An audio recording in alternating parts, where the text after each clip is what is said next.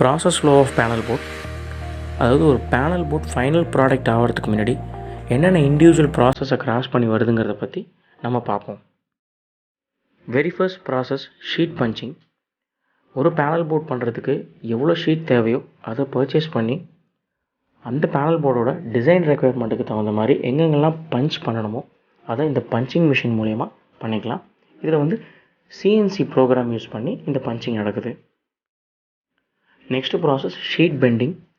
இதே மாதிரி பேனல் போர்டோட ஒரு ப்ரொஃபைல் ரெக்குயர்மெண்ட்டுக்கு எங்கெங்கெல்லாம் அதை 90 டிகிரி பெண்ட் பண்ணணுமோ அதை வந்து இந்த பெண்டிங் மிஷின் மூலயமா பண்ணிக்கலாம். இப்படி கட்டிங் அண்ட் பெண்டிங் ஆன சைல்ட் பார்ட்டிகல்ஸை ஒன்றா கலெக்ட் பண்ணி ஃபேப்ரிகேஷன் ட்ராயிங்க்கு அகெயின்ஸ்டாக நம்ம வந்து ஒரு ஷெல்லை வந்து கம்ப்ளீட் ஷெல்லை வந்து ஃபேப்ரிகேட் பண்ணணும். ஃபேப்ரிகேஷன் இந்த சென்ஸ் இதில் நம்ம வெல்டிங் ப்ராசஸ் தான் நமக்கு சொல்கிறோம். ஸோ இந்த ப்ராசஸ் ரொம்ப சென்சிட்டிவான ப்ராசஸ்.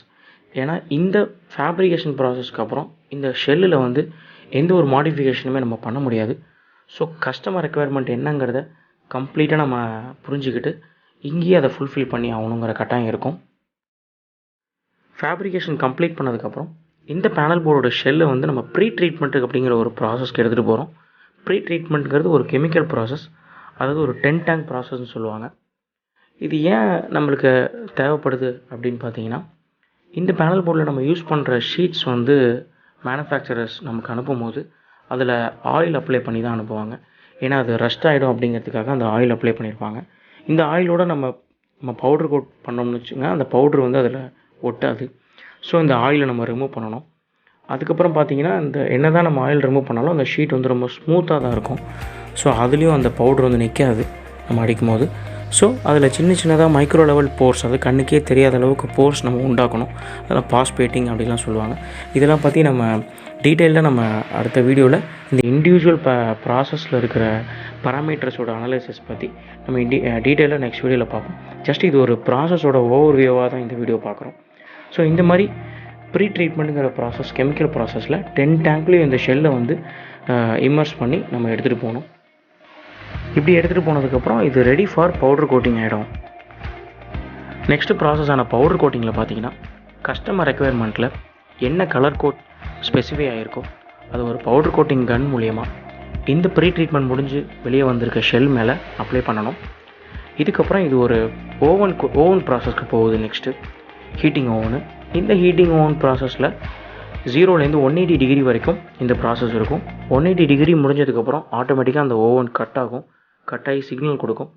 சிக்னல் கொடுத்ததுக்கப்புறம் அந்த ஷெல்லை நம்ம வெளியே எடுத்தோம்னா அந்த பவுடர் கோட்டிங் நம்ம இந்த ஷெல்லு மேலே ப்ராப்பராக ஸ்டிக்காக இருக்கிறத நம்மளால் பார்க்க முடியும். இதுக்கப்புறம் தான் ஒரு பேனல் போர்ட் மவுண்டிங் அண்ட் அசம்பிளிங்கிற ப்ராசஸ்க்கே வருது. இந்த ப்ராசஸில் பார்த்தீங்கன்னா கஸ்டமர் ரெக்குயர்மெண்ட்டில் என்னென்னலாம் ஸ்விட்ச் கியர் கொடுத்துருக்காங்களோ அதெல்லாம் இந்த பேனல் மோடில் ஃபஸ்ட் நம்ம மவுண்டிங் பண்ணணும் ட்ராயிங்க்கு அகெயின்ஸ்டாக. இப்படி மவுண்ட் பண்ணதுக்கப்புறம் இந்த ஸ்விட்ச் கியர்ஸ்க்கு நடுவில் bus bars, power cables, control cables, சின்ன ரிலேஸ், மீட்டர்ஸ் இதெல்லாம் எங்கெங்கே ரெக்குயர்மெண்ட்டில் இருக்கோ அதெல்லாம் வச்சு அசம்பிளி பண்ணி கம்ப்ளீட் பண்ணணும். இப்படி பண்ணதுக்கப்புறம் தான் ஒரு பேனல் போர்ட் ஒரு ஃபினிஷ்டு ப்ராடக்டாகவே வந்து நிற்கிது.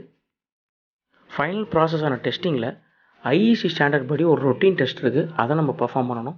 இந்த ரொட்டீன் டெஸ்ட் எல்லா பேனலுக்கும் ஒரே மாதிரி தான் நம்ம பண்ணுவோம். இது பண்ணி முடிச்சதுக்கப்புறம் இண்டிவிஜுவலாக அந்த பேனல் எந்த அப்ளிகேஷனுக்காக தேவைப்படுதோ அதுக்கான ஃபங்க்ஷனல் டெஸ்ட்டை நம்ம பர்ஃபார்ம் பண்ணணும்.